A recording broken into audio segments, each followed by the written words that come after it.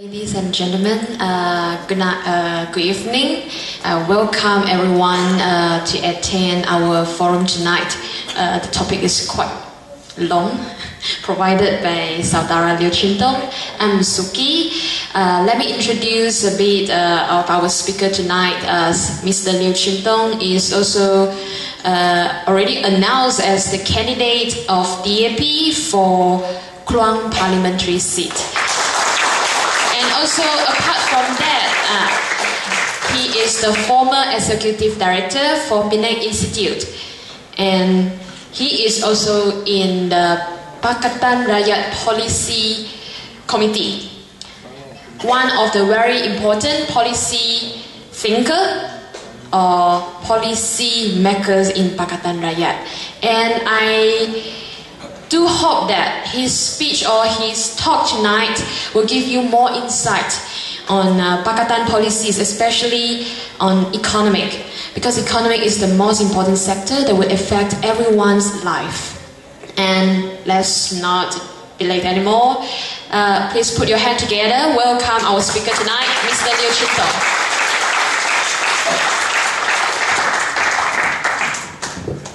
Thank you, Suchi. Saudara-saudari, ladies and gentlemen, a very good evening to all of you. Thanks for coming to this session. I know during the election fever, maybe it's not about looking into the detail, but joining part of the fever. And tonight, I'm very glad that you're here. Uba TV is going to broadcast the talk live to Uba TV. And I say that we used to be hoping for live telecast of our program on national TV, but we know that there's no chance for that. So we settle with having YouTube to broadcast all our program.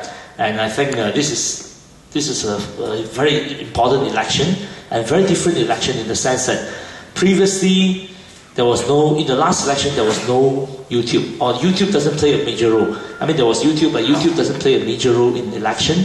In the last election, Facebook was barely 1 year old. And this election, we are seeing a different media environment, in the sense that while they may have their mainstream newspaper, we have our Facebook. While they may have their YouTube, they may have their national television, TV3 or whatever, we do have YouTube to create a different channel. And I think that will change the whole landscape, whole political landscape.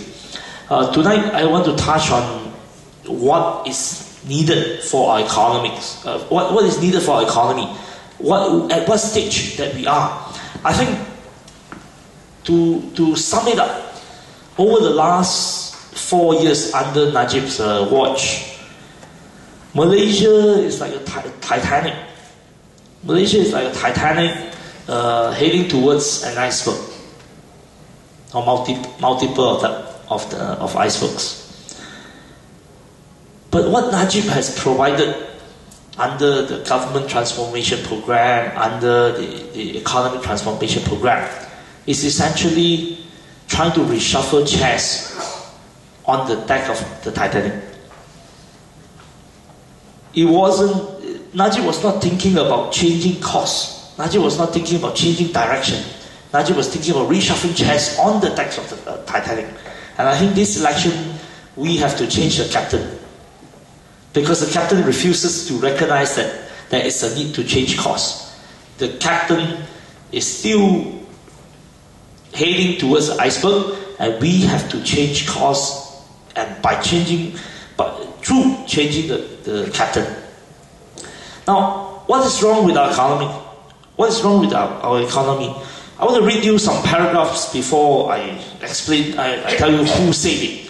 This was written, or this was a speech given on the 6th of March 2003, 10 years ago. On 6th of March 2003, 10 years ago, someone said this: if we are to successfully compete for tomorrow, we need to understand that being world-class does not begin and end with building world-class facilities. We need, above all else, world-class management and working practices. What distinguishes one country from another is not merely labor cost or physical infrastructure any longer. It is increasingly going to come from other sources.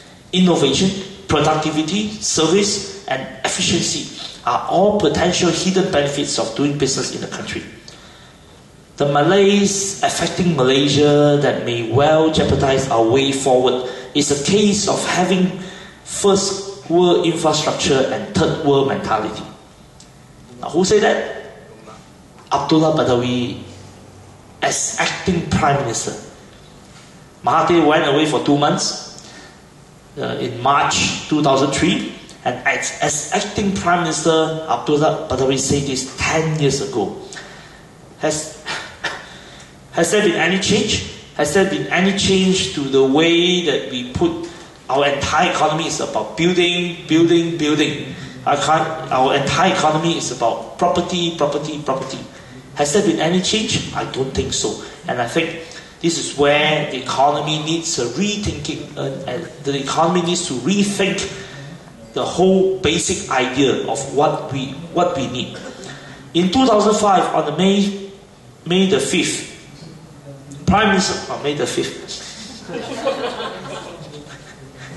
Minister Abdullah Badawi told the Howard Club about 3 addictions of the Malaysian economy. He said, firstly, we are still addicted to cheap foreign labor. Rather than making the necessary investment to become more labor efficient and adopting high technology, the preference is to form strong lobby group and pressure for more cheap foreign labor. Secondly, we are addicted to subsidies. Rather than investing to become more energy efficient, we fight to keep prices artificially low. Thirdly, we are addicted to rent seeking. We would rather go for know who than know how. So that was 2005. Rent seeking, what is rent seeking? Rent seeking is essentially corruption and cronyism. On 21st of July 2005, UMNO President Abdullah Ahmad Badawi told the UMNO General Assembly, the government cannot play the role of Santa Claus perpetually handing out gifts. Contractors should have taken this as a signal to diversify to other sectors. According to Abdullah, in 1992, there were only 2,049 Bumiputra contractors. By 2005, the figure had reached 46,000, an increase exceeding 2,000% in 13 years. Of this, more than 42,000 were registered as Class F contractor. Almost all these contractors expected government contract.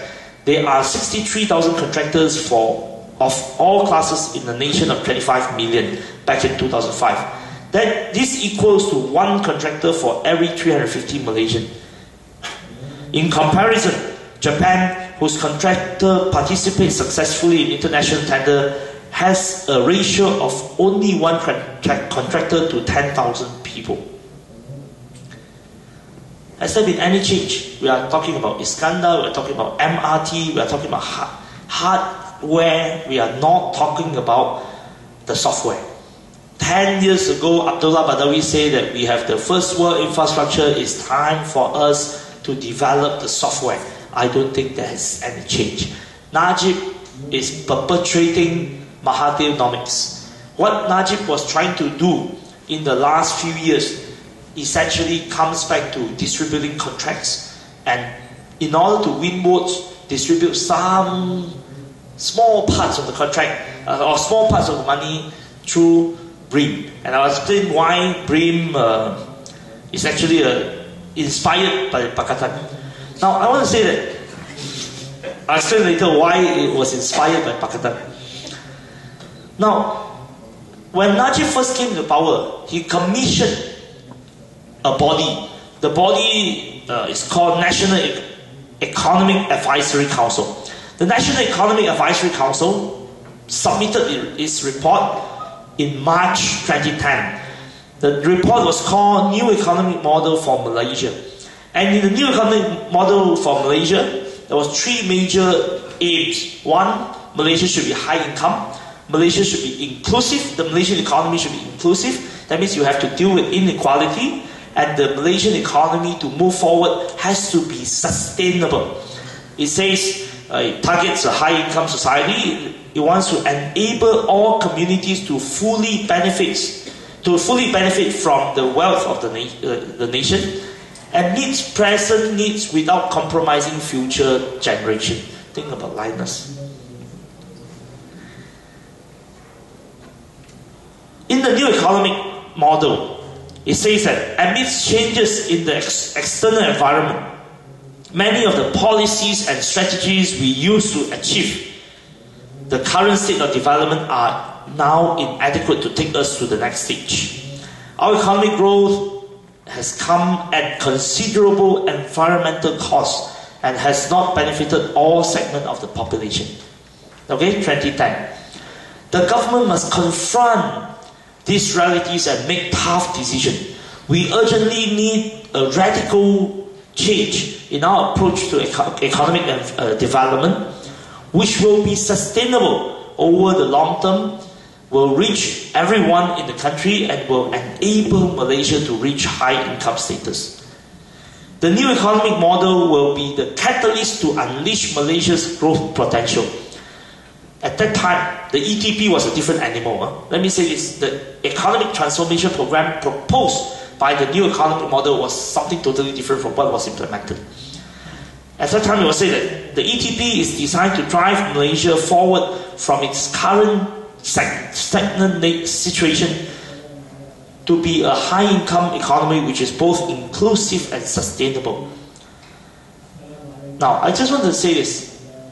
Over the last 4 years under Najib, up until now, what do you see? What has changed? I say there is very little change. Najib is basically pushing Mahathir's economics. There is no new idea. The new idea that was contained in the new economic model were basically cast aside. What was eventually proposed was basically putting more money into the system, hoping that we can change the situation. In an economy, there are 3 ways to actually create growth. 1, you dump in more money. 2, that means capital. 2, you get more people to work. You also can create growth. But more importantly, in the long run, we need to have innovation, we need to have creativity, we need to have productivity gain, we need to move to the next level. That is more important. The third part is more important. We have been doing all this, we have been investing in infrastructure, but nothing has changed. Now, what's the difference between Pakatan Rakyat and Barisan Nasional? I think there is a fundamental difference. There is a fundamental difference between our policy and Barisan Nasional's policy. We, over the last 4 years, have developed a set of policy documents, a set of Pakatan policies. We started with the Common Policy Platform. In December 2009, we released our Common Policy Platform. And in the Common Policy Platform, we outline our basic ideas about the economy as well as about other issues. In December 2010, we came out with Buku Jingga. And in January 2012, we came out with Tawaran Jingga, another set of brief document. One of the highlights was decentralization. Decentralizing power from the national government. And in 2013, in this year, February 25th, we came out with a manifesto. Now, over the last 4 years, we also came up with 2 alternative budgets. We came up with the 2012 alternative budget. We also came up with the 2013 alternative budget. Over the last 4 years, what we have been saying are quite consistent. Our basic ideas is that in order for the economy to move to the next level, we have to deal with the question of enriching ordinary Malaysians. Why? What are the challenges that we are facing? Number 1, Malaysia used to be an export-led economy. We used to be exporting to the US, we used to be exporting to the Europe, and we used to be exporting in a big way. And our economy was essentially an export economy for the last 40 years. Lim Chong Yu started the Penang Industrial Zone in 1971. And since 1971, everyone else copied industrialization, and we have been doing export-led economy for the last 40 over years. We have been exporting to the US, we have been exporting to the Europe. Now, for those who understand international economics, the US economy is no longer doing well. For the last 5 years, since 2008, the US has an unemployment rate of about 8%, or and above. Over the last 5 years, the Europe, depending on where you are talking about, some countries has a 25% unemployment rate. What is unemployment rate? Unemployment rate means if someone the censor come to you and ask you, do you work last week? You want to seek jobs, and if you get the work, you are considered fully employed. But if you are not employed while seeking jobs and you are healthy, then you are considered unemployed. But there are many people who are employed yet underemployed. They could have worked 50 hours a week, but they can only get a job for 24 hours. There are also many people who are underpaid. Okay? There are many people who are underpaid in a very difficult job market. That is the situation in US and Europe, where many people are no longer able to purchase the amount of goods that we are producing from Asia, from China, from Malaysia, from many other countries. So what happened? In the years to come, actually in the last few years, how did Malaysian economy survive? How did the Malaysian economy survive? The Malaysian economy survived in the last few years by having relatively high domestic consumption. Okay? Over the last few years, if you read repeatedly in all the documents, all the government reports, all the economic reports, the economy growth were actually built upon domestic consumption. Now, how did the domestic consumption come in the last few years? Of course, there are not only domestic consumption, you have domestic investment as well. But over the last 2 or 3 years, we are mainly dependent on domestic investment from the government, okay? Government investment and not private investment, and we have been heavily dependent on that driven domestic consumption. That means people buy a car, they take a huge loan. People buy a house, they take a huge loan. But that is not sustainable. Malaysia has a very high household debt. Household debt is very high. People are earning 1,000 or 1,200, but they are owing every month before they get the paycheck. Maybe 800 has been deducted. They get the remaining 400 cash. There are many people in that category. There are so many people in the category that they are earning 1,000 over ringgit per month, yet the take-home pay after deducting debt servicing is very small. So, what do?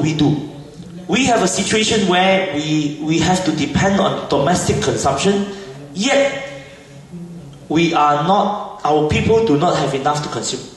Okay? The people do not actually have enough to consume. Now, what is Pakatan policies? What is our solution?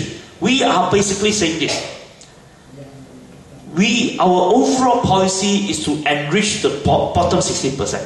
If we can enrich the bottom 60%, they will have the money to consume. And when they have the money to consume, the economy will be sustainable. Now, this is the way we put it. We say this, and we are not the one that actually came up with the statistics. The new economic model, as well as all government reports, recognize that 60% of the population earn a household income of less than 3,000 per month. 60% of the population are earning a household income of less than 3,000 a month. Less than 3,000 a month is actually not a lot in an urban center. 60% of the population are earning that amount of money, and they are paying a lot more. They are paying a lot of money on a lot of things. that they could have saved if there is a different government policy. So we say that our ultimate concern is that we want to enrich the bottom 60%. What do we want to do? We want to have a minimum wage policy. The main thing is to ensure that the bottom 60% get a decent pay. We say that we want to eventually reduce the number of foreign workers. Now, but this you cannot do it through a shock and awe measure. What the government is trying to do now is to do it shock and awe. You have to listen to me, you implement minimum wage, and that's all. The government doesn't help the industry to grow to the next level. What the government has to do is to ensure that the industry get enough loan to invest into productivity. The industry get enough support to invest into the next generation of technology. The industry get enough help to actually transit from labor-intensive to technological-intensive industry. These are not easy. This requires the entire government to help industry to move to the next level. This also required the government to deal with cronyism and corruption, both in the foreign workers' recruitment as well as in various other parts of the economy. I want to give you an example why it is possible to pay people more without jeopardizing profit or without jeopardizing the economy. And this has something to do with corruption. For those who have lived overseas, can I ask you, when you see a garbage truck, say in Australia, how many persons are on the garbage truck? One. One, someone say one. If you go to Taiwan, maybe 2 persons. In Malaysia, how many you see?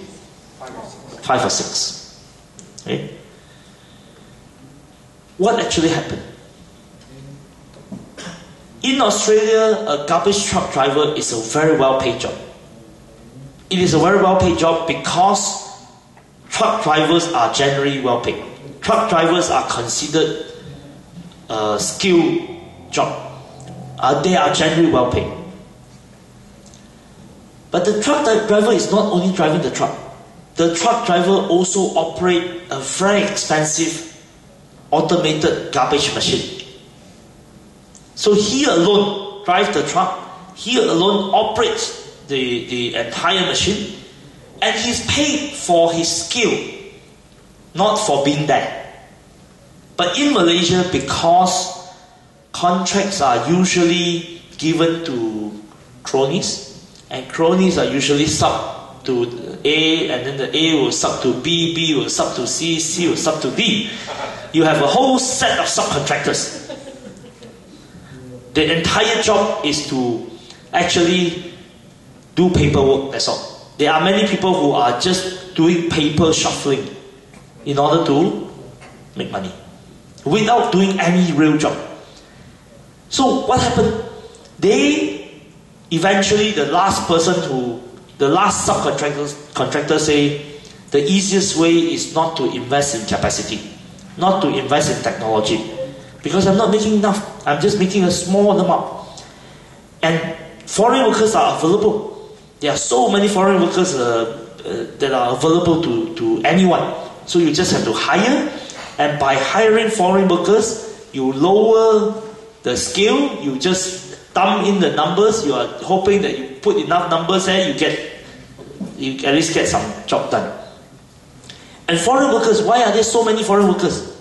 Because for every foreign workers that enter this country, someone make a cut, whether legally or illegally, someone make a cut here and also in the home country.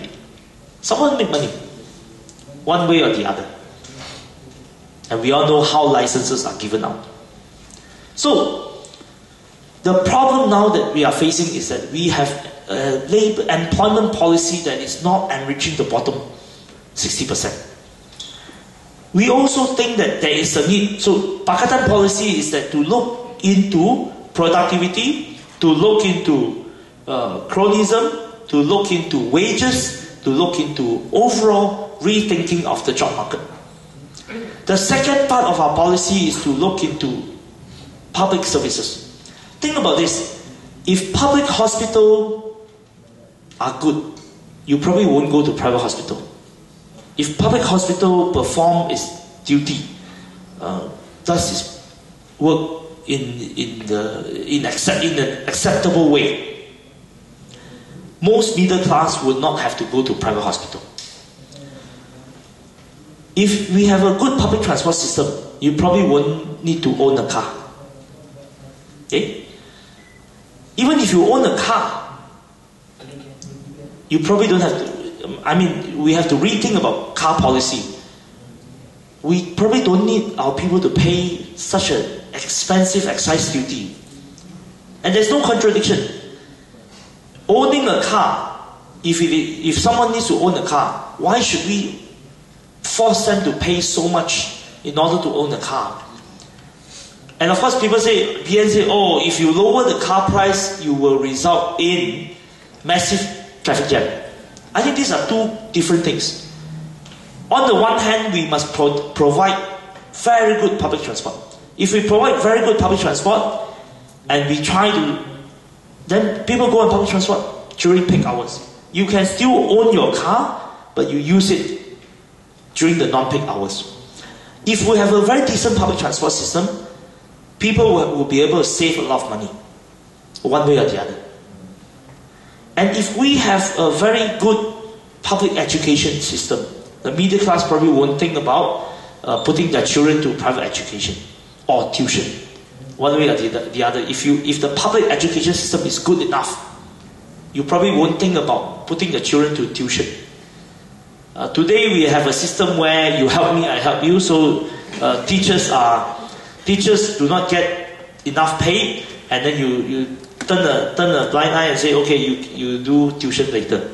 And that's become a culture. To the extent that when Abdullah Badawi came into power, one of the first policy, 2 days after he came into power, the first announcement was to give money to a flood area in Kedah. The second announcement in 2003, when Abdullah Badawi came into power, was to announce a 200 million ringgit tuition voucher. Okay? The government doesn't change the education system. It doesn't want to deal with the problem in the system, and they say, okay, I'll give you 200 million ringgit tuition voucher so that the teacher can make some money out of tuition and the student gets some tuition outside, and parents are happy. So we are dealing with a failing public services in the form of public transport, public hospital, public education. And all this, and of course crime, I'll touch on crime later. If government can perform its duty in those areas, people will have a lot more money in their hand. They will have a lot more disposable income in their hand. Now, private hospital, let's look at it. Let's think about this. All top private hospitals in this country, barring the case of 1 or 2, are government owned. Okay? I'm talking, the first time you hear it, it sounds like oxymoron. Huh? All or most private hospitals in this country are owned by the government. Think about this. KPJ hospitals. Right? What is KPJ? Who is the owner? The people of Johor is the ultimate owner of KPJ. Think about Samdabi hospitals. Who is Samdabi? Samdabi is part of the government, GLC. Think about Pantai Hospital. Who owns Pantai? Think about all the key hospitals, all private hospitals, big private hospitals. Who owns the big private hospital? The government owns them. So on the one hand, you have a public hospital system that is not up to mark. Okay? They have to pay expensive, a lot of money to buy drugs because there's a middleman. Public hospitals are spending all the money to buy branded drugs and has to go to pay all the services to private contractor. Yet the services at the public hospital is not doing well. And government own all or most of the private hospital. And this is also very similar in the case of housing development. Okay? Think about this. All the key developers in this country are mostly owned by the government. If you list the top 10 developers in this country, the government owns most of them, or has shares in most of them. Think about SP Satir, think about IJM, think about E&O, think about what are the big names, Sunrise. Either the government or the EPF. Okay? Either the government or the EPF, or one way or the other. Bao State. Most of the top developers in this country are owned by the government. And they are selling very expensive houses, yet the government is not producing enough of mid-range houses. So we are dealing with a system where the middle class is squeezed, the bottom 60% do not have enough to spend, and eventually the economy will come to a crash. Crime is another area where we should look into. Government should improve on crime, the crime situation. If the crime situation is better, many people will spend a lot less on securing their community. Why am I talking about this? Because if we have good public services in those areas, we will have a lot more money in our own pocket. If we don't have to pay so much to buy a car, if we have public transport, and some people can choose not to buy a car, yet moving in a very mobile way, if we have very good public hospital, if we have very good public education, eventually ordinary Malaysians will have a lot more money in their hand. Crime. Why is crime not dealt with? What essentially drives high crime rate in Johor and the whole nation? I think there are two reasons. Two broad reasons. Number one, inequality is huge in this country. Some people are earning too little that they feel that they have nothing to lose, and they decided to go on crime. So we have to deal with the economy in the long run. But Singapore also has very high inequality, very high inequality. One of the most unequal society in this part of the world is Singapore. Second, Malaysia. But why crime rate in Singapore is low? Because when the guy did it for the first time, he gets caught in Singapore. Here, he doesn't get caught. So, crime happened for the first time, I think, especially property crime, probably attributable, you can attribute it to inequality. But crime happened for the second time because he was not caught on the first time. So it's a police question. It's a question of policing. And in Malaysia, we actually have enough police. We actually have enough police. Whoever comes to tell you that, oh, we don't have enough police, so we have to use RELA, we have to use, you have to volunteer, you have to do this, you have to do that, you have to bring in this and that to help to deal with the crime situation. I think he is fooling you. And the guy who fools you most is Hishamuddin. I had a chat with him during the Hulu Selangor by-election. On the nomination day, we had half an hour chat because we had nothing to do. We were in the booth waiting for nomination. And we had a long chat in March or April 2010. That was what, 3 years ago? Or 2009. Anyway. No, 2010, after Najib came to, a year after Najib came to the power. So we had a long chat. I say, you must deal with the distributions of personnel, and that has to be your main task. Why? Because in the 2005 Royal Police Commission report, it says very clearly, the police has to change its allocation of people. It has enough people, but the people are not doing the right things at the right time. We have 110,000 police. Out of the 110,000 police, 50,000 of them are on desk job or management job. When the Royal Commission say that most of them can be replaced by civilian, the civilian can perform those jobs without needing police training. Those with police training can go on fighting crime. So easily you can free up another 30,000 people into fighting crime. We have about 9,000 police in the Criminal Investigation Department, CID. About 9,000 of them. So I actually pity them. The police officers who have to investigate cases. Usually in the ideal situation, one investigation officer should only investigate 5 cases per month. If he investigates only 5 cases a month, the chances of him being able to resolve cases will be much higher. But here, our police are investigating at least 20 cases per month. Our IOs are investigating at least 20 cases per month. What do you expect them to do? I should pity them. Sometimes I say, I don't blame the police. The police is part of the system. Whatever they do, when they fail, the system it's actually part of the system. Of course, individually, they are also held responsible. But the system is held responsible for what the police do on the ground.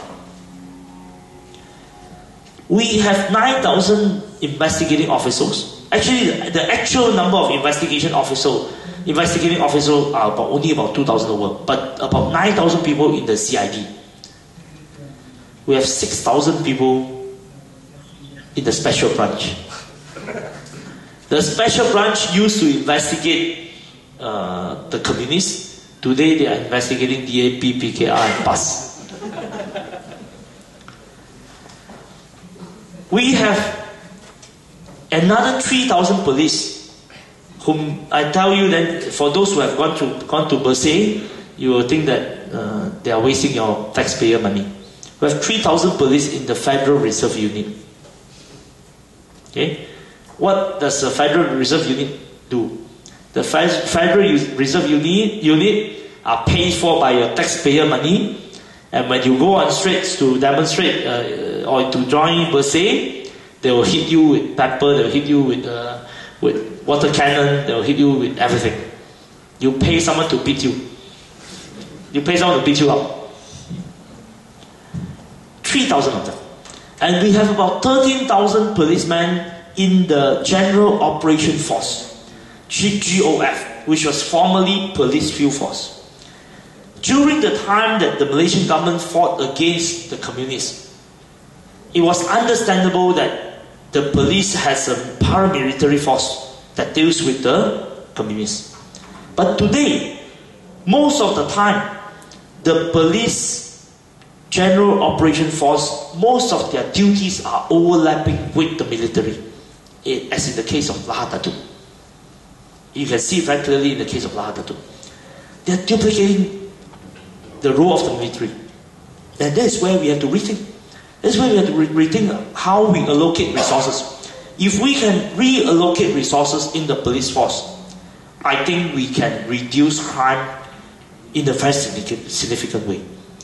If you have more police on the streets, if you have more investigating officers, I think the chances of reducing crime will be much better. I have calculated 86% of the police are not fighting crime. 86% of the police force that we have, their jobs are not to fight crime. They are doing other things. The crime fighting police are only about 14%. This is where I think we have to rethink.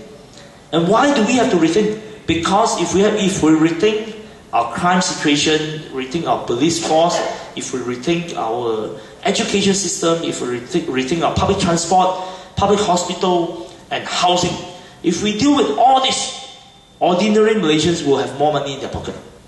And finally, the third section of our economic policy is to deal with monopolies. Why do we have to deal with monopolies? Why do we have to deal with the rent seekers, because they are taking away resources. For instance, North-South Highway, when it was first built, it was supposed to collect tolls for 30 years. Now, how many years are they collecting tolls for? They are collecting tolls for 50 years. How did they get another 20 years? By building one more lane. But why do they need to build one more lane? Because there are more cars on the roads. You see the logic? When you have more cars on the road, you are supposed to make more money, right? Why do you need another 20 years in order to build another lane? And let me give you some figures. In 1985, we had only 3.5 million vehicles on the road.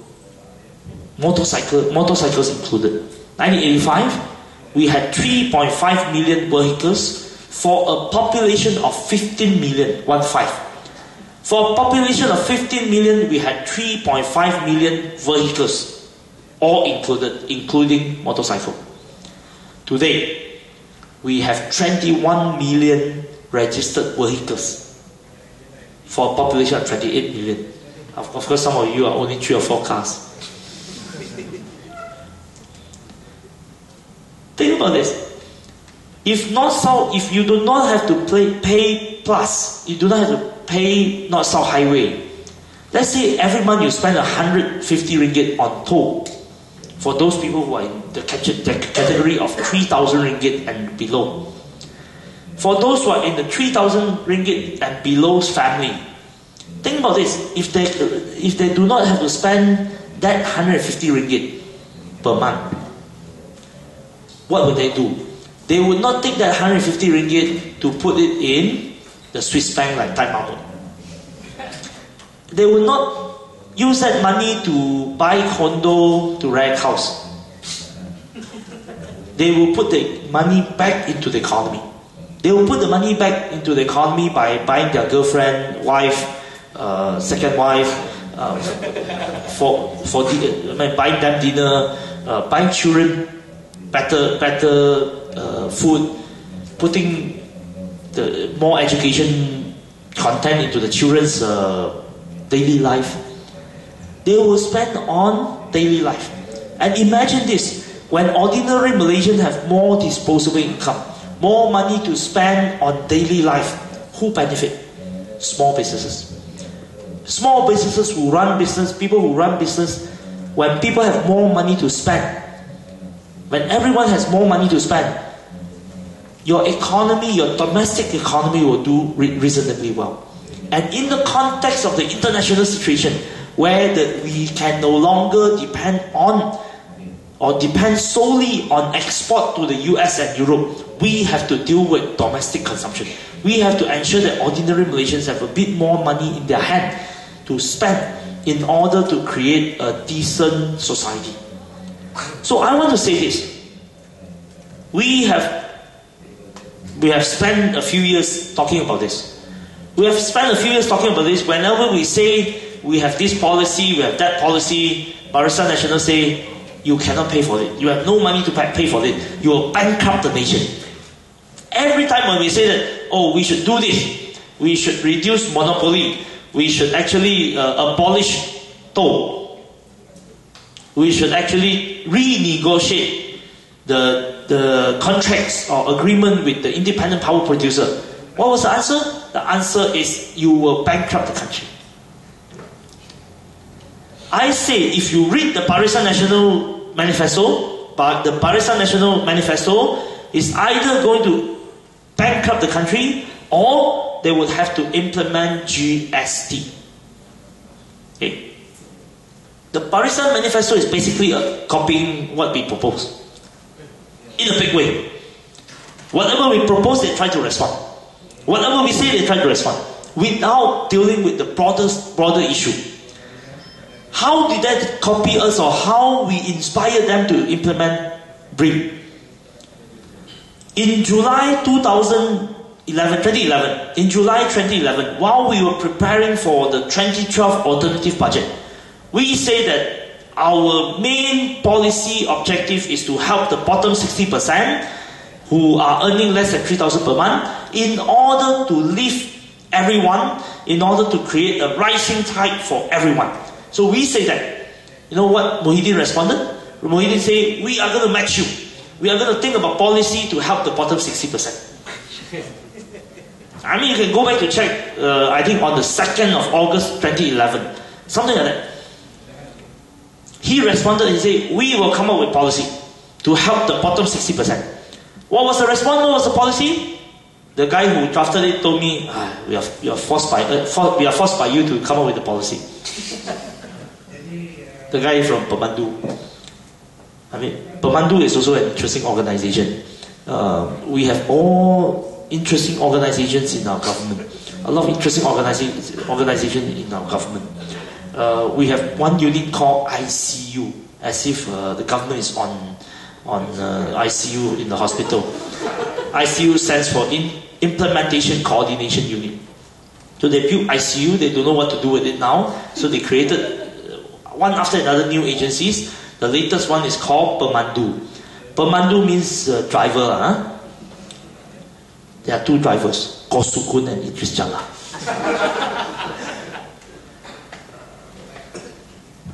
We came up with the idea to help the bottom 60%. And how do we help them?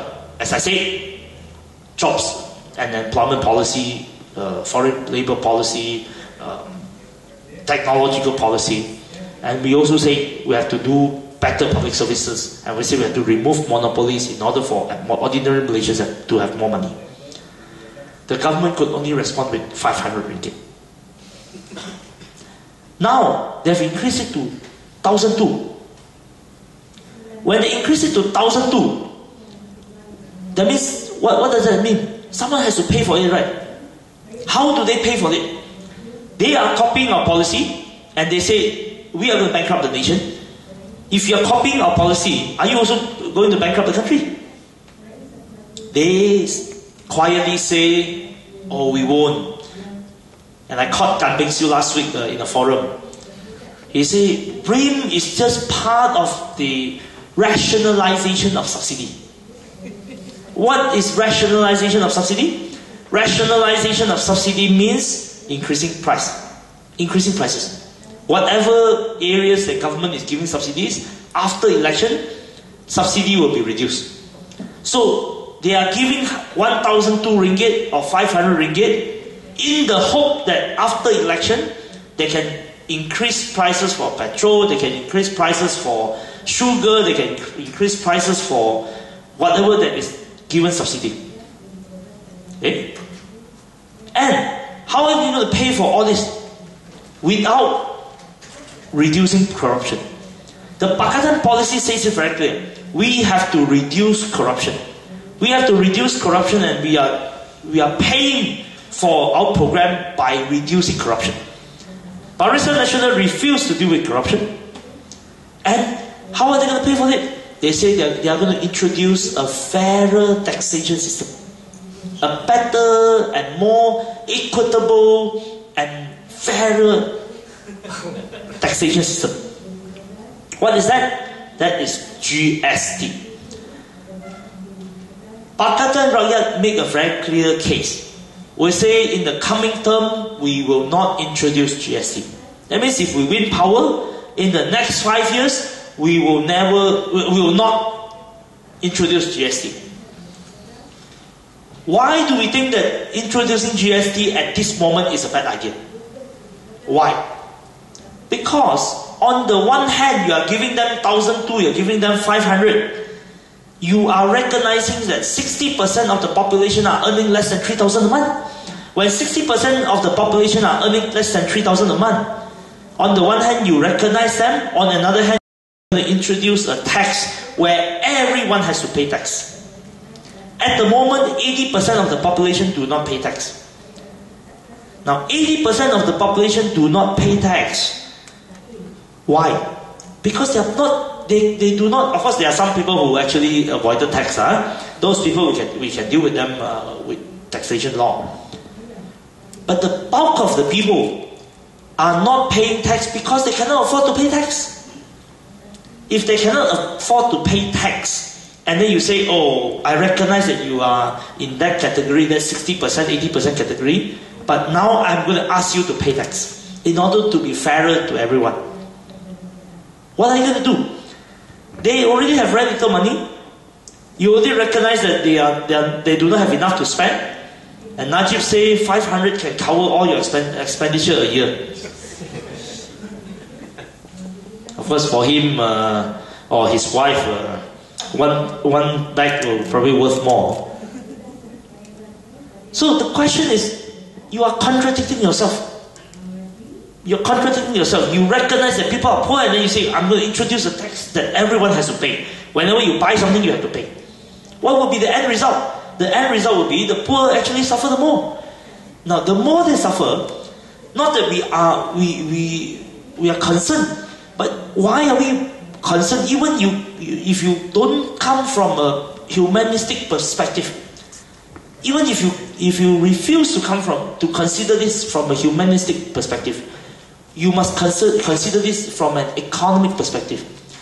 If the 60% of the people do not have money to spend, your economy will not be able to sustain.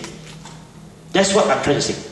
I am trying to say that the Pakatan policy is a sustainable policy because we recognize that we have to enrich the bottom 60% in order for everyone else to have business to do. In the context of the current global environment, global economic situation. So I think, as I say, this is the gist of the Pakatan economic policies. I'm happy to entertain questions. I'm happy to take questions. I want to stress that this is an election not between two similar coalitions or two similar sets of economic policies. Most people like to say that, oh, Pakatan policies are the same as Barisan Nasional policy. I say fundamentally, philosophically, we are different. Philosophically, we look at things very differently. And our assessments of global economy is also very different. We no longer think that we can solely depend on exporting to the US and the Europe. We have to rethink about our position in Asia. We have to rethink about domestic economy. We have to rethink about how to deal with things in the years to come. And Najib said this before I end. On Malaysia Insider, the top news, and on all other newspaper, top news, Najib says, market will fall if he loses power. And I remember a security firm just came out with a report saying, Pakatan's victory will be short-term pain, long-term gain. And that is my point. We are the time for us to change course has been there for a long time. We have to change course. We have to change direction. We can no longer do the things repeatedly without changing the way we do things. At least for the last 30 years, corruption has been an issue in election. Think about this. When Mahathir first came to power in April 1982, the April 1982 election, what was the slogan? Bersih, cekap, amanah. Remember 2 years ago, the word bersih was a bad word.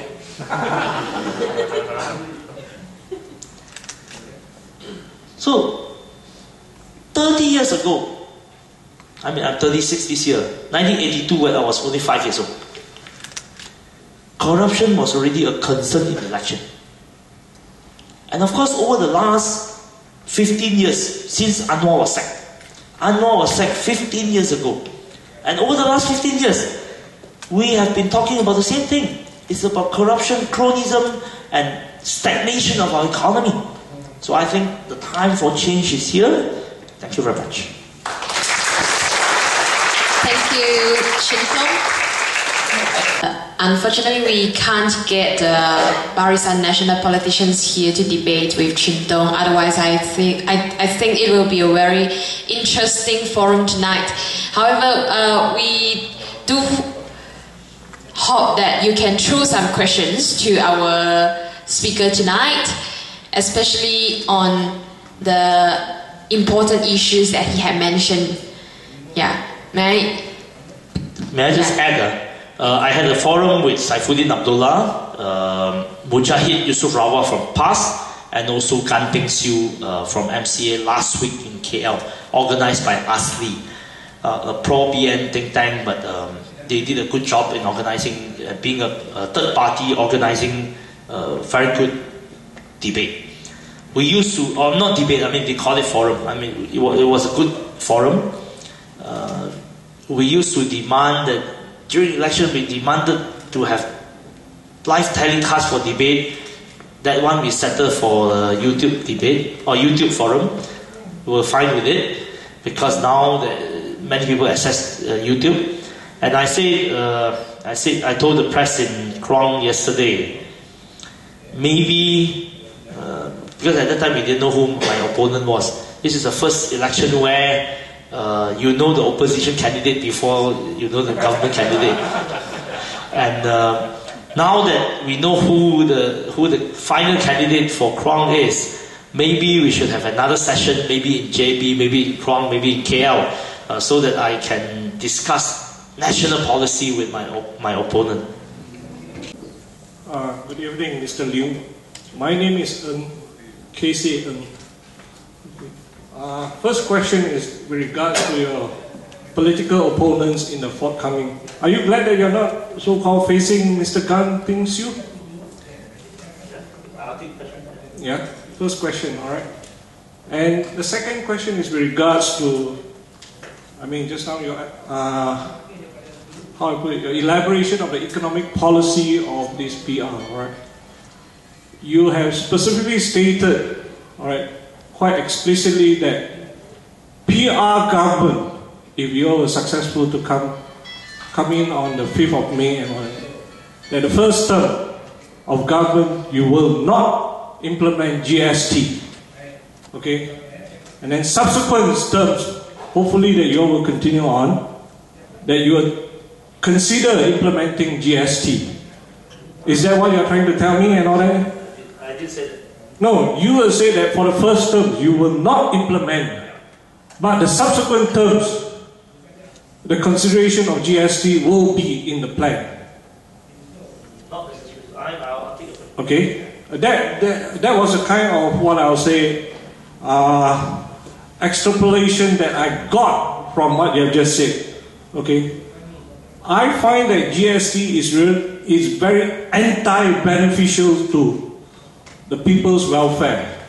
You see, and given that Anwar Ibrahim himself has explicitly stated that there are enough funds coming from oil and palm oil. Alright, I'm a bit baffled at your so-called inconsistency, alright, as far as your economic policy is concerned. So would you care to elaborate and so-called enlighten me further on that? Alright, thank you. Mr. Liew, I'm Christopher from Chile. I just want to ask about the minimum wage policy, because how do you come about this number 1,001? Is there been research with the SMEs or or the 60% poorer people? And does it really solve the problem with minimum wage policy, or is it just a populist program? Because even in Singapore, they do not implement this because they use the market to drive the salary up with much incentive, of course. Because in the end, does the real income really solve? Does it really go up? Is another question. It's because employers, when forced to take the higher wage, they'll pass it back to the consumers. You come back with inflation and the same real income. And second is your foreign labor policy. You aim to reduce your foreign labor, and you say you want to improve the productivity of our local workers, and therefore you can keep the growth at where it is, keep the market growth high. But look at Singapore, they have been depending on foreign labor for a long time, and when they finally say no to foreign labor, look at the economic growth last year, it was just 1.2%. And they're telling their citizens to be ready for even lower growth. So with our big debts coming up, can we really manage such low growth in the future? Yeah. To answer KC questions, whether whoever my opponent is, it doesn't matter. When we decided to contest in Johor, when I decided to contest in Johor, leaving Penang, I think we are very clear that we are here in order to place ourselves in strategical location in order to grow or help the party, help Pakatan Rakyat to win seats. Whoever our opponent is, as I say, we announced 2 weeks earlier, it doesn't really matter. The question of GST. Most people think that, and I agree with you, GST is bad for economy. Okay? A more progressive tax is better. That's my personal view. But the consensus is to say that, to confirm that the coming term, you're not going to have GST. In the years to come, if we do not have to rely on GST, I think that's better. And in the terms to come, so the manifesto is for the next 5 years. The manifesto spelled out the policy for the next 5 years. And I think that is our stand. Our stand is very clear. For the next 5 years, there will not be GST. And I hope that we will never implement GST. And I think that we should never implement GST. Okay? And actually, there are enough international documents, international research that shows that the GST is a bad idea. Increasingly, people like Al Gore, people like some other international economists have already increasingly say that the VAT, the GST wave in the late 80s until now, perhaps is a wrong move. We are now dealing with a situation where inequality has widened, and therefore, inequality has widened everywhere in the world. Everywhere in the world, we are dealing with a situation where inequality has widened, and people at the bottom do not have enough to spend. You do not have enough to actually grow the economy for the long term. So there are people who are reflecting on this, and I agree with most of them. So I agree with your point of view. Christopher, we came up with the idea of 1,001 for Malaysian workers, but it doesn't come in isolation. Our comment and our views about the government policy is that it is implementing the minimum wage policy in isolation.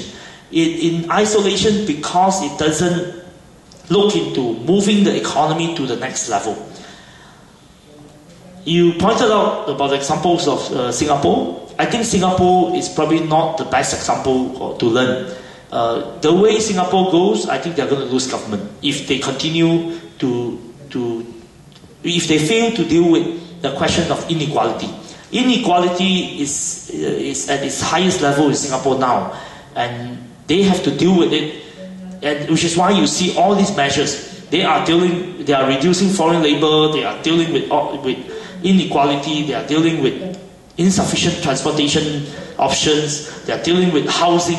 Why? Because they realize that the government has to deal with inequality. Without dealing with inequality, they will have a reward in their backyard.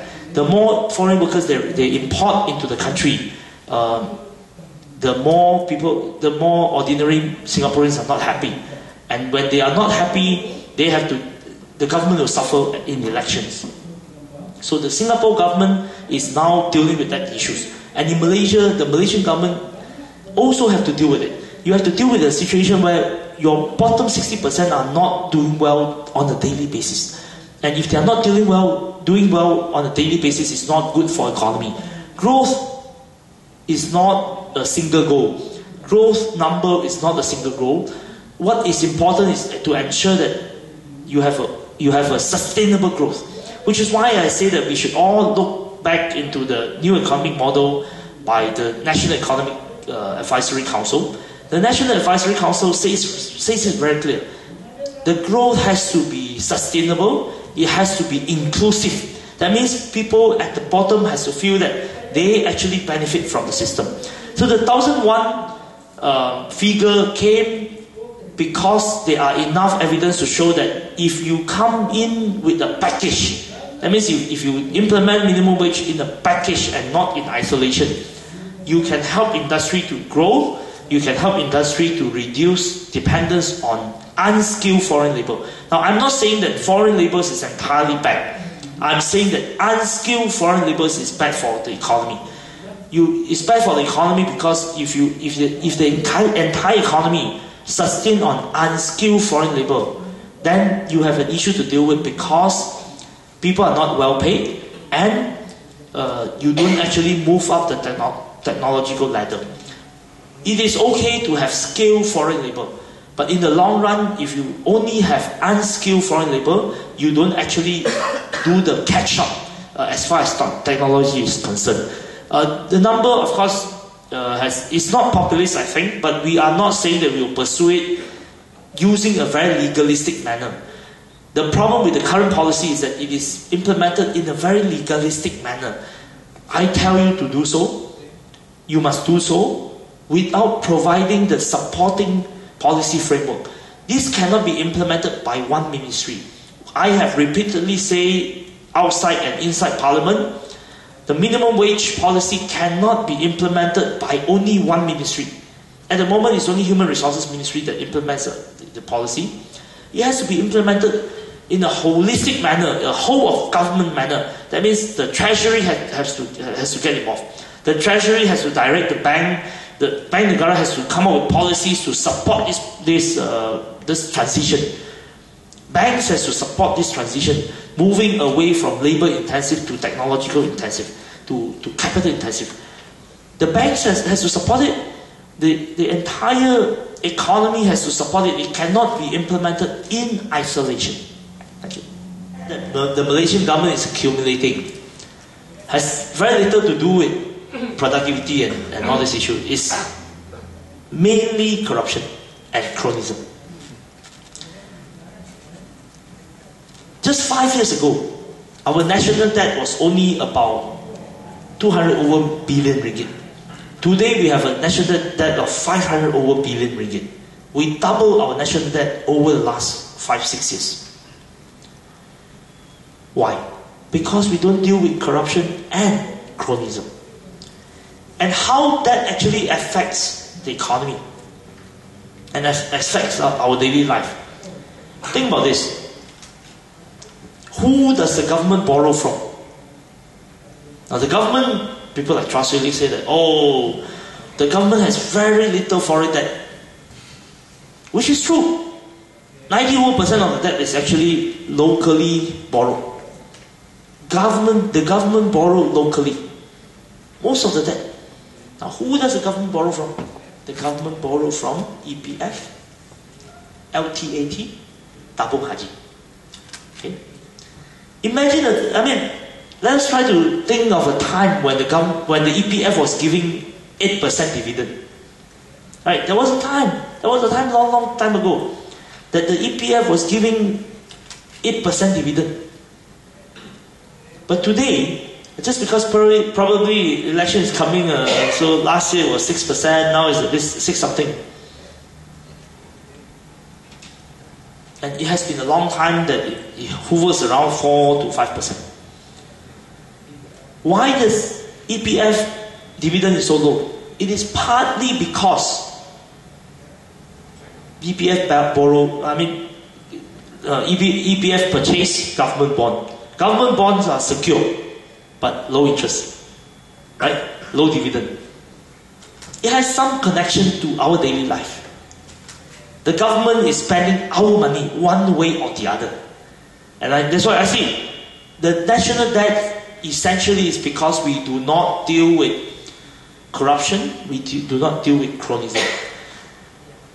I'll give you an example of how all this wastefulness can happen. In 1995, when Mahathir built Putrajaya, it was never approved by Parliament.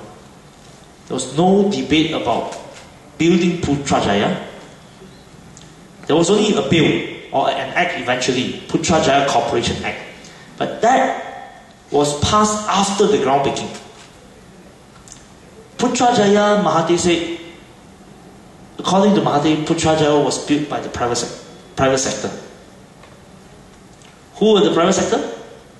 Petronas. And Petronas reports to the Prime Minister directly, without reporting to the Parliament. Now, what is the consequence? The consequence is, every year, the government pay Putrajaya Holdings, 64% owned by Petronas, and the rest owned by two other agencies.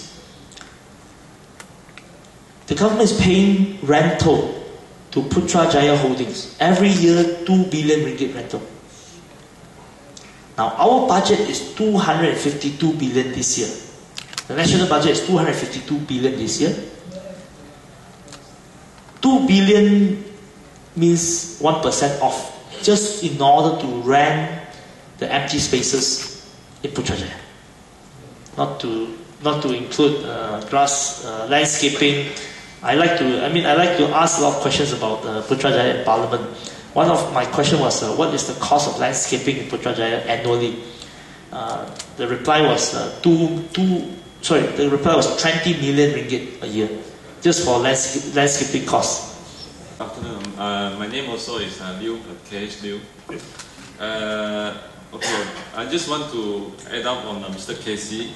I think who is going to be your opponent is only maybe 10%, but more importantly, I think policy play 90%, which I do agree most of the PR policies. But from my point of view, I have seen the policies lack of on the part of the education. I agree on the free education. We abolish the PTPN for the poor and so on. But what I worry is on the quality of education. If I look at the current survey by the Times, only UKM placed top 87 in Asia University, which is, and UM is gone way far behind. So what is the PR policy on the quality of the education? Mr. Liew, my name is Liew Chin Tong. I'm actually from Penang, but I'm working in JB. I think lately we noticed that a lot of Pakatan leaders are coming to Johor, namely people like Mr. Liew and Lim Kee Siang, Salary Ayub. So my one question I would like to, you see, the Glang Patah area is one of the, I think, the most important seat as far as Johor is concerned, even compared to Johor Bahru. So the question, if Pakatan were to win, you see, the development now is basically Iskandar, so-called Iskandar, and this is partly Barisan's project. And if Pakatan wins, what is your opinion on this? Will you all continue, or scrap it and things like that? Thanks. Mr. Liew. Okay, I just would like to know something about the political structure of PR. Okay, PR to me seems is a rather disparate coalition of very strange bedfellows. Okay, you have a very religious, party. Then you have PKR. I don't know how to describe a PKR, but DAP perceivably a rather chauvinistic party for the last, I don't know how many decades and all that thing. All right, I say perceive. Okay. Now, in BN coalition, we know who is the Taikor. All right. While PR, you always talk about consensus politics and all that thing. Okay. So, in the event of any other, final decision, who is the arbiter? All right. That is important to propel the nation forward. Okay. And of late, I think there was a rumor that circulated some time ago, I think a few months ago, kind of putting DAP's allegiance, all right, vis-a-vis, all right, the final outcome of this forthcoming general election. I.e., the scenario that was painted was this, you see. If BM were to come in with a narrow victory, right, with the demise of what I would say, MCA, Gerakan, and all the Chinese-based society win BN, okay? Then the question that was posed to many of us, at that time during the course of conversation, will DAP jump over to join BN? That was one of the fears that was being so-called, what I would say, thrown out and all that thing, you see. Given that 1969, Gerakan also jumped ship, ultimately. So was PAS. Alright, notwithstanding PAS, so-called, what I would say, formal declaration now, they will never join UMNO again, or they will never join BN coalition. But DAP is the untested one. Okay? So I would like you to shed some light on it and all that thing. Okay, thank you. I'll take that on. Cash Liew, I agree with you that we need to strengthen our education policies. I mean, at the moment, we are more looking at the financial part of the education policies, but also broadly, Anwar has made it very clear that policy has to, our education policy eventually has to move away from a very politicized nature to one that is more that recognizes different languages, different what they call different heritage, different education institutions, in the hope that we actually recognize all of them as our asset. As long as everyone master Bahasa Malaysia, we can actually move to one situation that we recognize other people. I agree with you that quality of education is of concern, but more importantly, at the moment, I think if you can democratize the education system, then there is a chance for us to rebuild quality in public institutions. I give you an example. Public universities are spending a third of their budget on student affairs. Student affairs, if you are from public university, you would know that you would know what that means. Essentially, it's a policing system within the university in order to police student activism. And those are the money that we do not have to spend. We should channel to research. We should channel to building academic qualification. So I think we need to rethink that, and I agree with you that we need to beef up on our education policy. There are a lot more that we have to deal with, and I think there needs to be a national conversation to relook at the entire education system in the hope that we can have a better education system. One component of that should be decentralization of some part of the education system. That means not everything should come from Putrajaya. Perhaps primary school, the state government can have a bit more role, the local community can have a bit more role, the school board can play a bit more role, and when you have good headmaster, the headmaster can be given a bit more role to play in the whole structure. At the moment, the education ministry are treating schools like factory. I just sat down with a very senior headmaster last week. I say, are there any teachers here? No. Under Muhyiddin, teachers are forced to fill up attendance before 9 a.m. in the morning. That means you have to key in all the attendance into a computer system so that Putrajaya can see how many students do not turn up on that day in a particular school in the far-flung place of Johor. Essentially, this is treating schools like factory. So I want to know my plant 300 miles away, what do they do at 9 o'clock in the morning? I mean, teachers are spending so much time on entering data into the computer. And if I say this to teachers, I think they would agree with me. Teachers are there to teach, are there to inspire. We want teachers to inspire the next generation. We don't want teachers to just enter data. There's no point. And that stems from a very centralized political structure.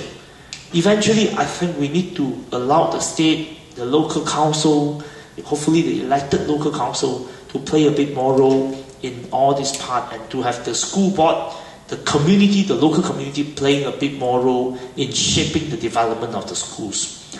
Liew Chin Tong, Iskandar, it's a very good question. Why are we coming to Johor? Because the first part of your question, why are we coming to Johor? Because we think that by winning Johor, we can win federal power. By winning seats in Johor, by creating enough impact in Johor, with changes of the political landscape in Sabah, Sarawak, there is a chance for us to win federal power. I think we are very close to it, and therefore we are prepared to come to the forefront, come to the front line, and hopefully through our personal involvement, through putting ourselves as the candidate in Johor.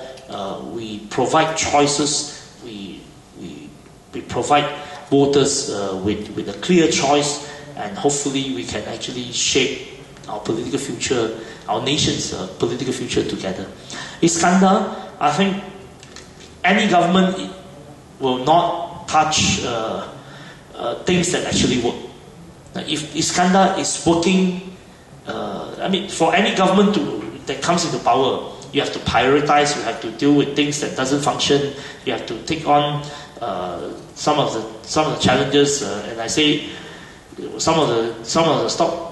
People are now speculating that if PR comes into power, one of the first companies that will suffer are companies that deal with toll construction. So I think, we are going to deal with toll construction. We're going to cut. We're going to renegotiate contracts. We're going to deal with all this. And if you want to sell, you can sell now. But if Iskandar works, then I don't think the new government will do anything to harm Iskandar.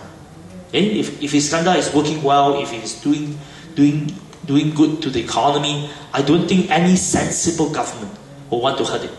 But for Pakatan Rakyat, I think it is also, the idea is that eventually we also have to think about, when we think about economic development, it cannot just be Kuala Lumpur, it cannot just be Iskandar, it cannot just be Penang. It has to be we also have to think about, when we come into power, what will happen to places like Jamenta, places like Mersing, places like Tangkak, places like Gambay, Batu Pahat, Muar. What are the future for them in the next 5 to 10 years? I think that is something that we also have to think about. Our economic policy have to think about how, and also we have to think about places in Sarawak. Will they have better life in 5 years' time? Will they look back and say, on 5th of May 2013, we make the right choice, and 5 years down the road we look back, we do not regret. We also, I think that is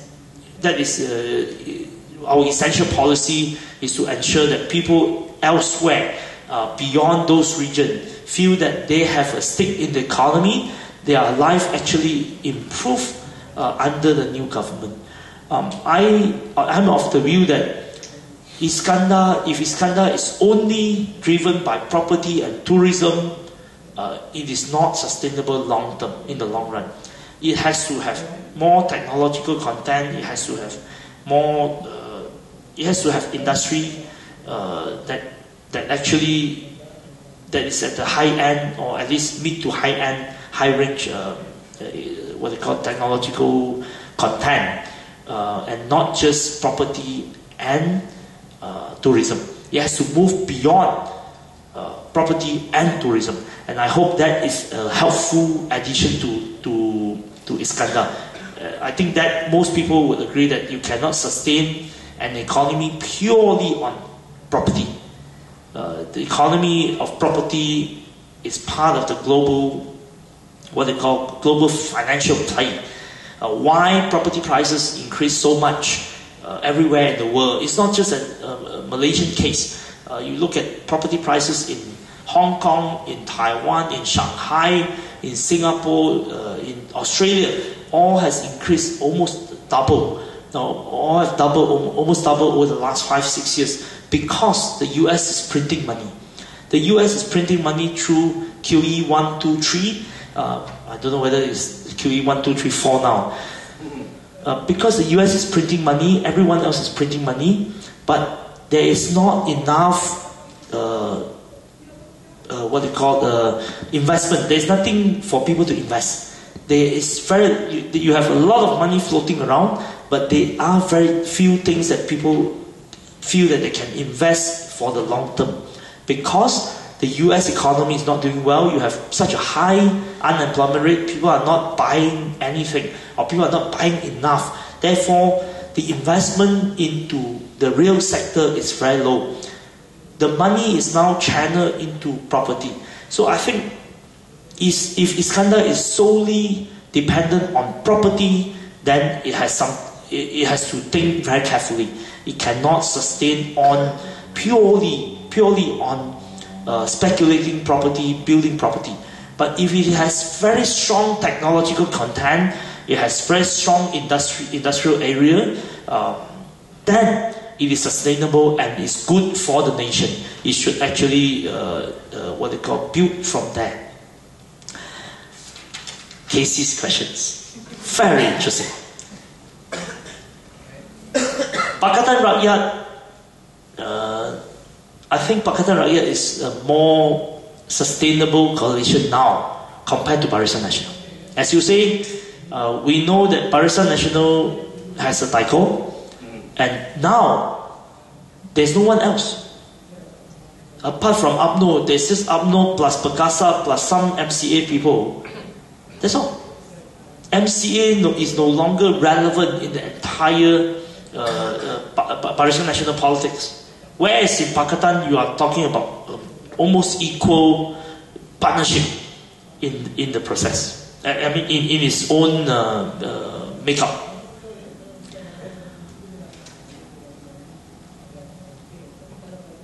Let me answer your last question first before I deal with the Pakatan question. See, the problem with Najib and most commentators is that Najib is thinking about Malaysian politics as if it is in the 1970s. Okay? Najib is building all his policy or all his strategy on the 1970s scenario. He was hoping for PAS to join Barisan Nasional. He was hoping for DAP to join Barisan Nasional, and he was thinking, or his advisor was thinking, that he was the Tun Razak. But he's not, he's just a prince. You see, the problem with the prince is that, with any prince that has been waiting for power for a long time, is that suddenly, I mean, the whole life, the only objective of his life is to become the king. The moment he becomes king, he doesn't know what to do. And Najib has that problem.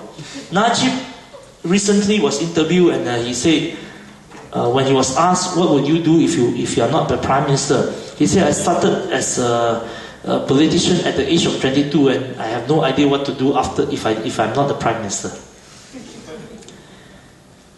Najib doesn't know what to do. The only thing Najib knows is to think that Malaysia has not changed. We are in 1970s, and he is trying his very best to be his father. I feel very pity for him. The 1970 scenario will not repeat. Why? Number one, if we can walk in from the front door, why should we walk in from the back door? And for the DAP, for PAS, for Keadilan, what solidified them? It is that long-term oppression that actually brings them together. Anwar and Mat Sabu met each other when they were in their 20s. Sorry, not Anwar. Guaning and Mat Sabu met each other when they were in their 20s in Kamunting. They were sharing the same hostel. I mean, Kamunting is not prison, Kamunting is a big hostel, just with barbed wire outside. But is that long-term oppression that you know that this is not going to work? For all your life, Lim Kit Siang, for all his life, he has the whole life of reputation to take care of. And we as youngsters, I joined in 1999. I joined when Kit Siang and Kappa lost in the 1999 election. I mean, we joined when the DAP was in the state, in its worst state, when the DAP was seen as a permanent opposition, when PAS was seen as a permanent opposition with no opportunity, no chance to come into power at all. No one could have imagined that we are at this stage. No one could have imagined that we are now so close to power. So I don't think that people like us can accept DAP to. I mean, people like us who joined the party when the party had nothing. I mean, why should we join a sinking ship? I don't think we. And one more important point is that if the DAP joins Barisan Nasional, we will not have the support of you. You are not supporting DAP because we are DAP. You are supporting DAP because we say the thing that you agree with. Right? I mean, we are dealing with a very urban, very mature electorate. DAP in particular, we are dealing with entirely urban. Our entire constituents are urban-centric, urban focused. We're dealing with a very mature urban constituents that they are not supporting us purely because who we are, but because of our policy, because of what we stand for. We are no longer in rural politics. In rural politics, you can have blind support. Why I think that this election will see a change of government, and why am I so confident? Because I think that Malaysia has changed. Barisan Nasional is essentially a set of rural party. UMNO is a rural party. MCA is a rural party. MIC is a rural party. Those days, when transportation was not convenient, when communication was not convenient, they were able to control the rural sector with iron fist. In a kampung, in a UMNO kampung, typical UMNO kampung, the village chief, ketua kampung, is usually a cawangan chief, ketua UMNO. The wife is typically the ketua cawangan wanita. The son probably is the ketua pemuda UMNO. In a UMNO village, a typical situation is that the village head, the ketua kampung, would know everyone by name. The wife would probably know every cat by name. But in an urban setting, it's different. I mean, you don't know who your neighbor is. Today, 71% of Malaysian population are living in urban areas. 60% Malays are living in urban areas. It's a very different environment. And do we still have the rural area that we used to conceive? The rural area in the past probably would take 3 or 4 hours to reach a town. But today, with the road network that we have in Peninsula, not in Sabah Sarawak, but in the Peninsula, every kampung to the next town probably takes you 20 minutes. And I think you can attest to it in a different part of Johor. From a kampung to a town, it takes you 20 minutes, 30 minutes. To the next big town, 1 hour. To the next bigger city, not more than 2 hours. And today, even a 70-year-old urban person is using iPad. Even in rural area, you are seeing people using smartphone. The difference is, and the poorer segment of the society, while 60% of the population are earning less than 3,000 a month, we have one of the highest Facebook usage in the world per capita. The difference is, either you are using a 1-month-old smartphone or a 3-year-old smartphone. But people are using smartphone. If you cannot afford to use the data package, you can always search for Wi-Fi. So while people are not very rich, people are relatively well connected and well informed. Now, not everyone is well connected to the political scene. But because Najib has given us so much time, so now everyone talks about politics. Just 2 years ago, many Malays would not talk about politics, especially youngsters, Malay youngsters, they don't talk about politics. They spend most of their time on Facebook, according to a survey. I'm not saying it not plucking it from anywhere, but it's actually based on survey.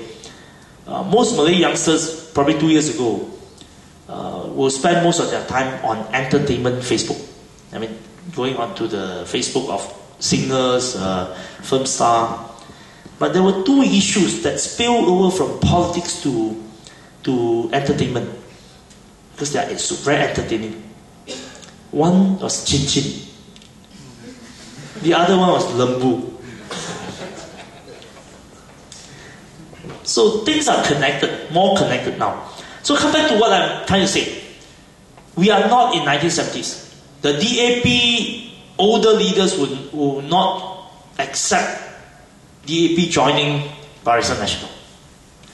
The younger people can wait, and the younger people has their whole life to wait. I mean, we joined the party not because of what we to become government. I mean, we could have joined the governing parties, but we chose DAP because we chose what it stands for. We chose DAP for what it stands for, and I don't think that I cannot imagine DAP joining Barisan Nasional. Okay? And I used to joke with some past leaders. I say, maybe one day if any of us see this happen, or if past join Barisan Nasional, maybe you can join DAP, or vice versa. Your question about how Pakatan function and what binds the three parties together. Over the last 4 years, we spent a lot of time in crafting policies and trying to present a credible policy framework. There will be three major areas, major debates in the coming election, in the next 2 weeks. Three areas. One, UMNO likes to play race, religion, royalty, the 3R. UMNO will continue to play that game. But what we are going to say, what Pakistan are going to focus on, number one, democratization and good governance. Number two, economic fairness. These will be the two areas that we will focus on. Why democratization? Why good governance? The problems that we are facing is because we do not have a good government. And why do we not have a good government? Because the current system allows the government to manipulate in order to stay in power perpetually. Now, this election, DAP, PAS and Keadilan are not strong enough to win power on our own.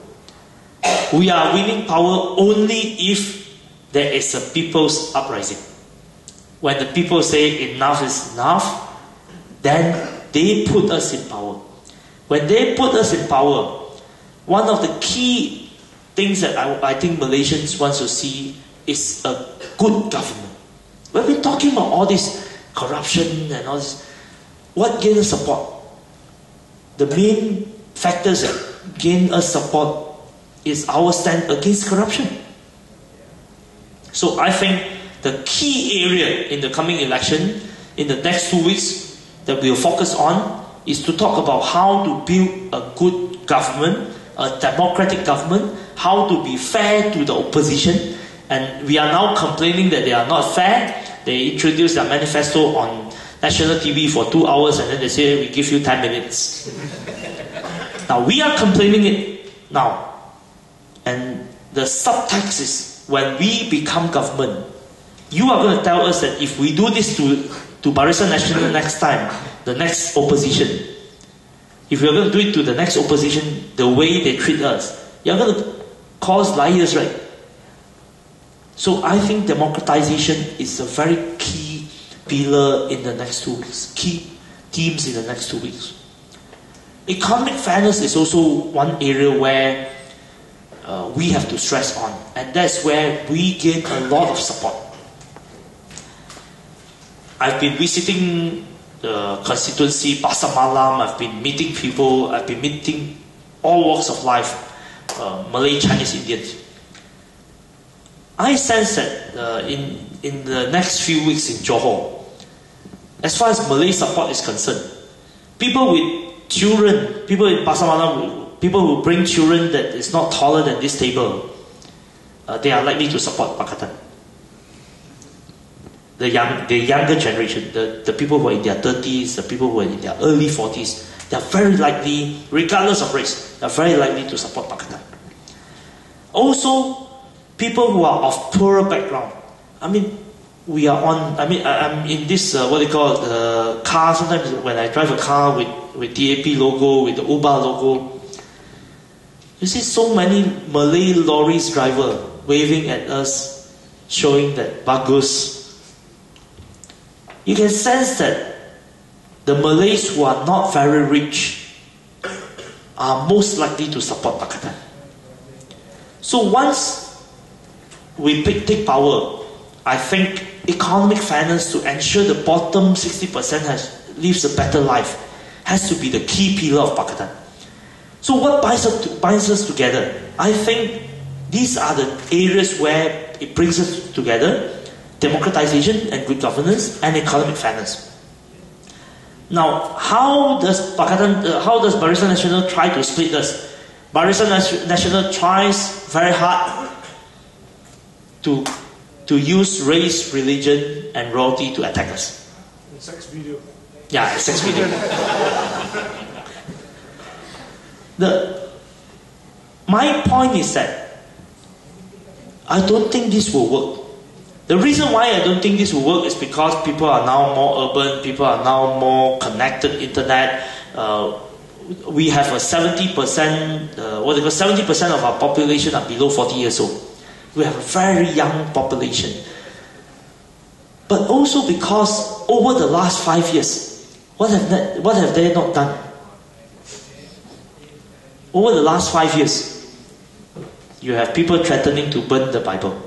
You have people threatening, the church will burn down.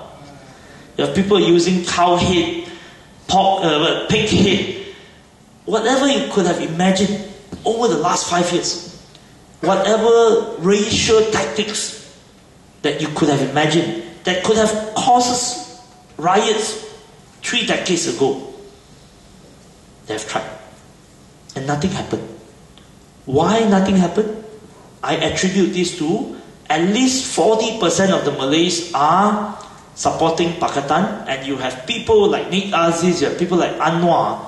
Whenever there is a racial attack on the Pakistan, or when people trying to incite racial sentiment, you have Nick Aziz, you have even Hadi Awang, you have Anwar at the forefront, trying to promote tolerance, trying to promote the middle ground, trying to move to the center. Very few people in the audience know that I research on PAS. My honours degree was on PAS, and if you want to read about PAS in this very detailed way, there are probably only about 10 academic papers in the last decade or so on PAS, and I have three of them. My academic contribution was at least 3 of them. You can search online, you can search my website and look at PAS. I have a few long papers on PAS. I decided to research on PAS after DAP pulled out from the Barisan Alternative on 22nd of September 2001.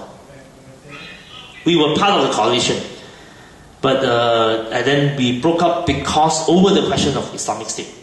So I decided to understand PAS. I wanted to understand PAS. I wanted to know what happened in the party, what PAS stand for.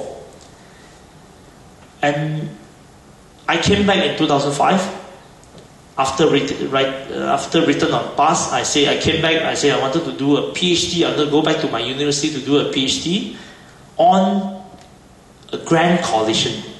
I wrote about PAS. I wanted to write about DAP. I wanted to write about the Muslim organization. I wanted to write about Chinese education movement. I wanted to write about everyone who stand in the opposite side of Barisan Nasional. So I wanted to write something about the grand opposition coalition. But because my proposal was about the opposition, I was admitted to my university as PhD student, but someone in the local scholarship committee decided not to award me a scholarship, and I stayed back. But over the last 8 years, since 2005, I'm very fortunate in the sense that in hindsight, I'm very fortunate that I didn't go to do my PhD. Of course, at that time I don't feel that way. Over the last 8 years, we have seen something that was almost impossible coming together. Now, there was something that I wrote in my new book. If you're interested, you can buy it. There was one article that was not published elsewhere, anywhere else, except in the book. I wrote about what happened in July 2005. I came back in February 2005. After I came back, one day my former boss, Teresa Kok, asked me to join her in a meeting. And that was a meeting with Siva Rasa Rasya from Kadilan and Dr. Said Asman from PAS. 3 of them were the veterans of Barisan Alternative Secretariat. They were members of the Barisan Alternative Secretariat.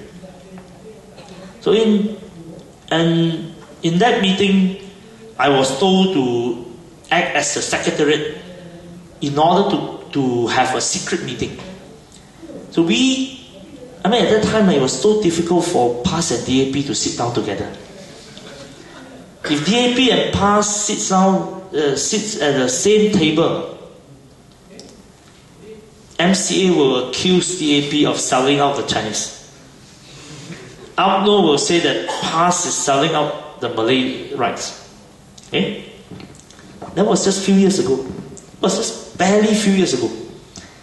So finally, we managed to gather 10 person each from each of the 3 parties, DAP, PAS and Kadilan. And we had a secret meeting in Port Dickson in the 3rd week of July 2005. That meeting, we decided that we have to work on at least a common agenda to bring free and fair election to this country. And it took us a long time. It took us 2.5 years to finally have a big gathering on the 10th of November 2007. We had 50,000 people in KL. It was a per se at that time was 3 party plus NGOs. After the 2008 election, Ambiga took over and created Per Se 2.0. The organization is called Per Se 2.0. Politicians were kicked out from that. But anyway, I was running the secretariat, and we could not imagine all this today. When we look back today, 8 years ago, there was nothing there. The opposition was 3 disparate parties. As you say, the usual refrain is that 3 strange bedfellows. And they're still using this in this election. I think MCA and UMNO are now stranger bedfellows than us. It so happened that now it took us a long time for the 3 parties to come together. And in July 2005, we came together. What was Barisan Nasional's winning formula? By 1991 and 2005, Barisan Nasional was winning on the basis that Barisan Nasional not only can win Malay support, it could also win non-Malay support. Mahathir after the 1990 election, suddenly Mahathir had suddenly he realized he could not go on a racial line. Because in the 1990 election, the Malay votes were split. The Malay votes were split. The Chinese vote, Indian support, went to the opposition. It was only in the last 3 days they used one of the dirtiest election tactic. That is to accuse Tunku Razali of wearing Christian headgear, which was not true. So from 91 onwards, Mahathir realized that if he were to continue to be the Prime Minister, he must be able to win Chinese support, he must be able to win Indian support. He must be able to win across racial line. And that's where Vision 2020 came. Vision 2020 was announced 4 months after the October 1990 election. The October 1990 election was our first opportunity to kick Barisan Nasional out with him. So from 1991 to 2005, Barisan Nasional was a coalition that actually was quite tolerant of diversity. Whenever Mahathir needed an enemy in the 90s, it was the American, it was the British, it was the Australian, it was the Jews, and if they couldn't find anyone else, they go to look at the Singaporean. But never, very few, in the entire 1990 period, very few occasions that local Chinese or Indians were attacked the way Perkasa did. Okay? The entire period from 1991 to 2005, Barisan Nasional was a coalition that could win across racial lines. So Barisan Nasional won substantially in 95, 99, 2004. But when we were having our secret meeting in Port Dickson in 2005, on the second day, I woke up, I walked from, I took the newspaper on the hotel doorknob, and on the front page, it was Hishammuddin waving the crease. So in hindsight, Hishammuddin cut away support from all the Namalese. From that moment when Hisham waved the crease, when UMNO went right wing, I think they have never come back.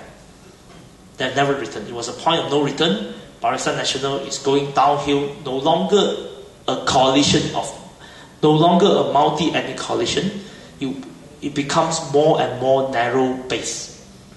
So I think if I were to write the history of Malaysia, and if there's a change of government on the 5th of May, I would say that fateful week of July was very significant. When we tried to come together, Barisan Nasional cut away their coalition partners. And today, so your question is about whether the three parties are strange bedfellows. I say Barisan Nasionals are stranger bedfellows. Sorry for the long detour. 刚才这个先生是不是说 VAP 会被转入 VA， 是不是这样讲 ？OK， 我是根据历史的角度来看这个问题嘛，可以吗 ？OK， 因为这个巴黎三民生呢啊，他找这些小党进他的巴黎山里面呢，这个历史潮流已经过了，没有这个机会了。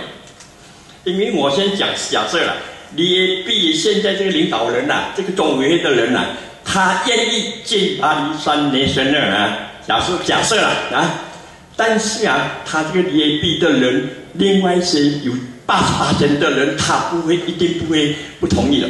什么原因呢？因为这个潮流已经这样走了。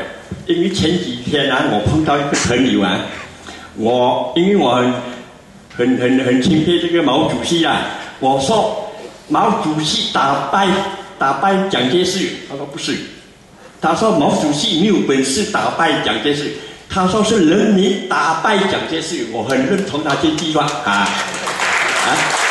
因为你看这个DAP的人他现在中委会他要真的进 BN 进去但是他下面的人全部进共产党，即使不进共产党，也是另外一个DAP出来，他这个是历史潮流，没有办法改变的。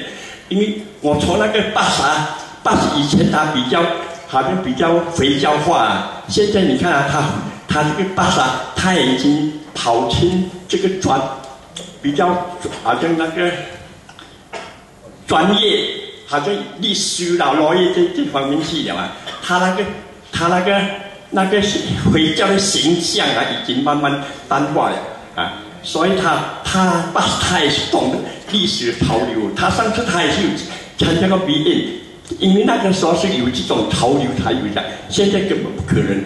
还有现在我举很多例子印尼那个马嘎瓦蒂他根本不懂政治了，但是你看他说他到被谁推倒，是被人民推倒，听到再出现那个女人做总统，她根本是家庭主妇来的，煮饭的哦，她怎样可以做总统？还有现在这个菲律宾的总统啊，他的妈妈，他的爸爸不是给那个谁啊，马可斯打死吗？枪杀死掉，结果怎样？他一枪杀死掉，他就给马可斯可以用来做王啊。那你知道他的那个这个总统的妈妈，那他也是未政治的嘛，他只是煮饭的人，但是他可以做总统。他这个历史潮流是这样走的，没有办法改变啊！我的看法是这样。还有一个那个谁，台湾啊，你看啊，早一阵子啊，好，你看早一阵子啊，他那个民政党台本会胜利的嘛，差一点点。他只是没有认同这个9·2共识，他只要认同9·2共识，他民政党他就胜利了。所以我现在看啊，未来民政党他不认同9·2共识，他也会胜的。还有我朋友啊，8年前，我看那个别的国家的我们就不谈了，我回忆谈的一部分啊。I think I mean, we forget about the foreign history part, but maybe there is a point on changing PAS. I researched on PAS, and PAS is a party that before Anwar was sacked in 1998, PAS had only 450,000 members. Okay, of course DAP has much less members, but PAS had 450,000 members before September 1998. A year after Anwar was sacked, PAS increased its membership to 800,000 within a year. They were printing membership card 24 hours. Those were the days, huh? PAS used to be a party of the northern Malay belt, Kelantan, Terengganu, Kedah, and Perlis. But the 1998 wave, those people who joined PAS were Malays who do not necessarily support Anwar, but were very upset with the way Anwar was treated, and was very upset that UMNO could not reform itself. They were from the West Coast. They were more professional. They were a younger set of Malay who came from rural area and actually received foreign education through scholarship. Become very important people in the society. You have a new generation of people joining PAS from 1998 onwards. And the party was struggling within itself, whether to continue to be a party that it was, or to move to the center. To move to the center, to focus on the daily life of ordinary Malaysian, or to talk about the issues that they like to talk about. And that shift, you can see that in past, at that time, the then President Fadeno said, the PAS has to mainstream itself. PAS has to mainstream itself. It has to deal with ordinary Malaysians from all walks of life, and it has to recognize that we are in a multi-ethnic situation. It has to recognize that without winning non-Malay support, PAS will never make it to government. Now, that was said in 2001. I have my greatest respect for Fadeno. The late Fadeno, was very far-sighted. On the day Anwar was sacked, 2nd of September 1998, he switched off his handphone. He went to Anwar's house to show support for Anwar. And without the party approval, he set up organization, NGO, to help Anwar when Anwar was in prison. Only later that the party agreed with him, because the party was fighting Anwar for 16 years when Anwar was in government. Only later that the party agreed with him that he was far-sighted. He could see that the ground had shifted. People were warming up to PAS as an alternative, not because PAS was good, but because it was a platform for people who rejected UMNO to be with. Today, in the next 2 weeks, hopefully we'll see that crossing, I call it the crossing, happen. The election, the coming election, in particular in Johor, will be decided by whether the Chinese and Indians will vote for PAS, the way they vote for DAP and Keadilan. And also decided by whether the Malays will vote for DAP as fervent as they vote for PAS. If that crossing happen, that will be the end of Barisan Nasional. Because in Johor in particular, most of Johor seats are multi-ethnic seats. 18 out of 26 parliamentary seats are multi-ethnic constituencies, with no community having more than 60% of its in the voters' composition. Only 8 parliamentary constituencies in Johor has 60% and above Malay voters. Okay? So in the 18 constituencies, like the one I'm contesting in, Kruang has 49% Chinese voters, 39% Malay votes, 10% Indian votes. In such a constituency, only if DAP can win Malay support and Indian support and Chinese support, that we can win the seat. Without Malay support, even if DAP can win Chinese and Indian support, you will not win the seats.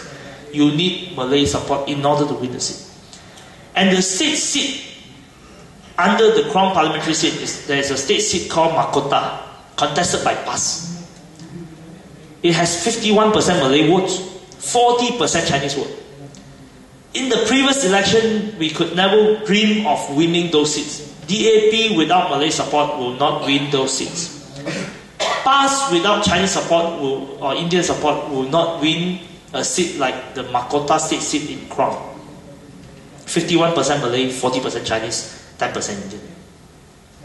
But this election, we believe that we have Chinese support, we have Indian support, and we have substantial Malay support. We believe that we have a chance to win all these seats.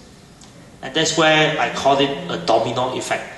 If the domino effect of multi-ethnic coalition happen, if we are seen as a better coalition compared to Barisan Nasional, we are a more representative coalition than Barisan Nasional, then I think Barisan Nasional will lose at least 10, if not 12 parliamentary seats in Johor.